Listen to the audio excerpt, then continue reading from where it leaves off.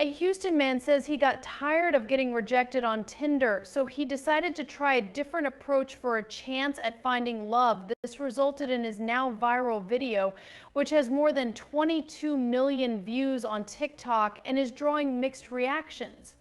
So the type of woman that I'm looking for, she has to have a car. Car is a very important requirement because I don't have any car. So you can't have two people that don't have car. We'll just be walking everywhere.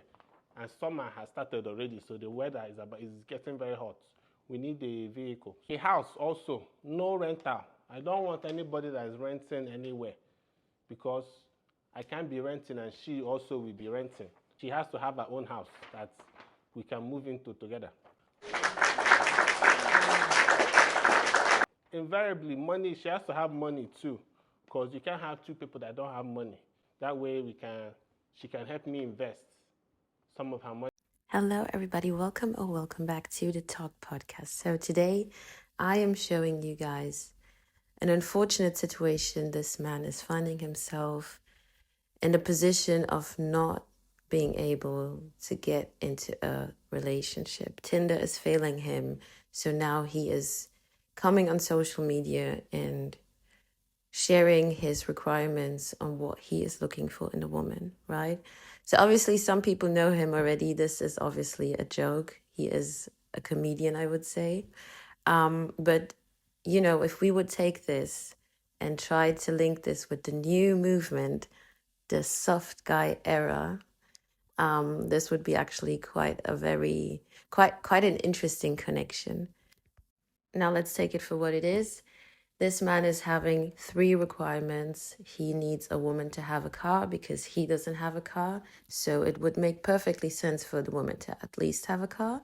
He is looking for a woman who has her own home, so they both don't need to rent. And it would be, you know, the best case scenario if she can provide that.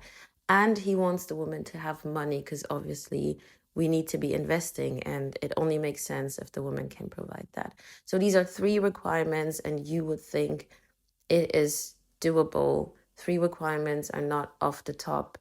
And with the fact that we have so many independent, hardworking, strong women, boss chicks, entrepreneurs, all these things, I am questioning, why is it so difficult for this man to find his partner? Why can't he find the perfect woman?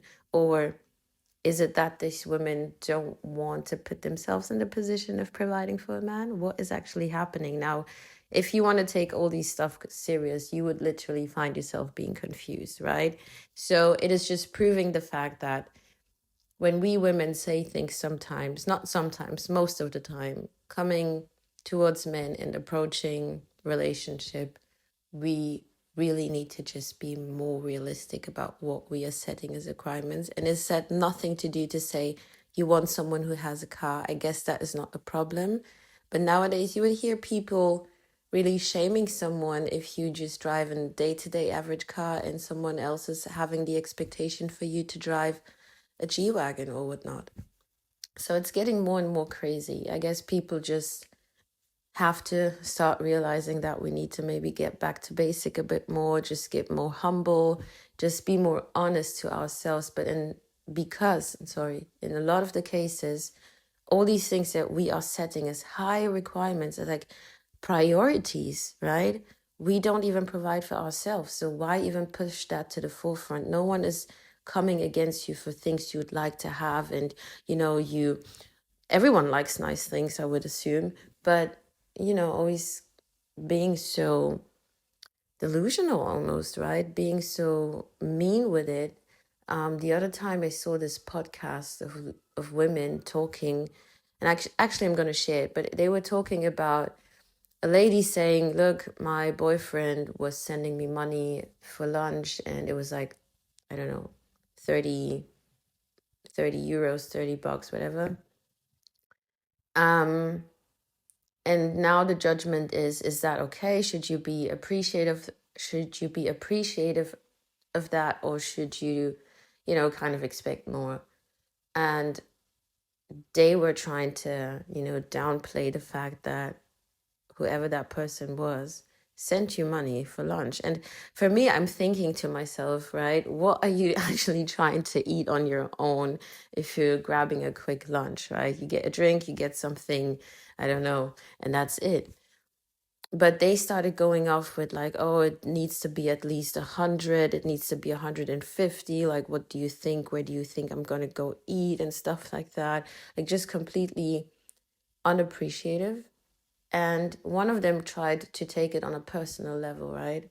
But the reality of these advices that we give to each other is that she herself personally, knowing that the man that she's with can only afford X amount, she would actually support him and appreciate whatever he is giving her, because that's her man.